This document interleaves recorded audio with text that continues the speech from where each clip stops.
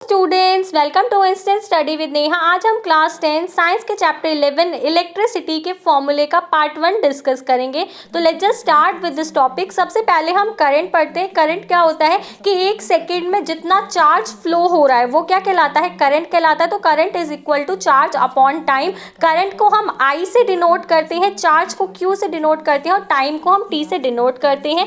Current की जो SI unit होती है हम उसको एम्पियर में मेजर करते हैं, चार्ज को हम कूलाम में मेजर करते हैं और टाइम को हम सेकंड में मेजर करते हैं। तो 1 ampere is equal to 1 coulomb upon में 1 second. Forward to potential difference. Potential difference क्या होता है, किसी भी चार्ज को एक पॉइंट से दूसरे पॉइंट तक मूव करने के लिए कितना वर्क डन करना पड़ता है। तो पोटेंशियल डिफरेंस किसको हम किससे डिनोट करते हैं, V से, और इसकी SI यूनिट होती है वोल्ट से। हम करंट की SI यूनिट क्या होती है, एम्पियर। लेकिन एक ऐसा डिवाइस जिससे हम करंट को मेजर करते हैं उसको एम मीटर बोला जाता है। वैसे ही पोटेंशियल डिफरेंस को जिस डिवाइस से मेजर करते हैं उस डिवाइस को वोल्ट मीटर बोला जाता है। W मतलब वर्क डन, वर्क डन को हम जूल में मेजर करते हैं। Q मतलब चार्ज और उसको हम किससे डिनोट करते हैं, कूलाम से। इसके बाद हम V is equal to IR, ये क्या होता है, हमारा ओम्स लॉ होता है, यानी कि potential difference is equal to current into resistance. Resistance अगर हमें निकालना होगा तो V अपॉन I, और अगर I हमें निकालना होगा तो V अपॉन R। रेजिस्टेंस को हम ओम में मेजर करते हैं, यानी कि रेजिस्टेंस इज इक्वल टू इसकी SI यूनिट क्या होती है, ओम।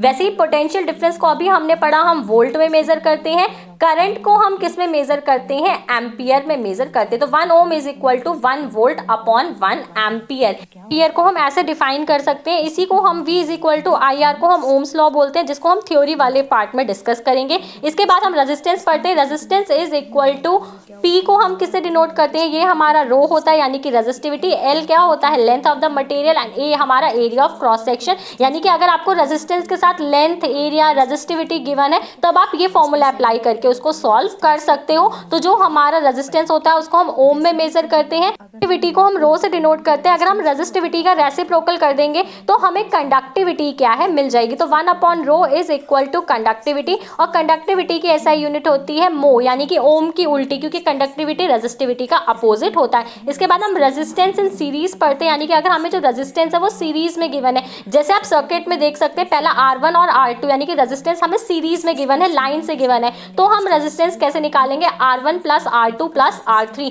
हम रेजिस्टेंस इन पैरेलल देखते हैं, जैसे आप सर्किट में देख सकते हैं R1 R2 R3 हमें पैरेलल फॉर्म में दे रखे हैं। तो वो हम कैसे निकालेंगे, 1 upon R is equal to 1 upon R1 plus 1 upon R2 plus 1 upon R3। जैसे हमें रेजिस्टेंस गिवन है 2 ओम, 3 ओम, 4 ओम, तो हमें बस सिंपली टोटल रेजिस्टेंस निकालने के लिए इनकी वैल्यूज को पुट कर देना, 1 upon 2 plus 1 upon 3 plus 1 upon 4। अगर सीरीज में होता तो हम सिंपल 2 प्लस 3 प्लस 4 इनको ऐड कर देते। सो दैट फॉर्मूले हम पार्ट 2 में डिस्कस करेंगे। So that's all for today. If you have any doubt let me know in the comment section. For more such videos please subscribe my channel and thanks for watching.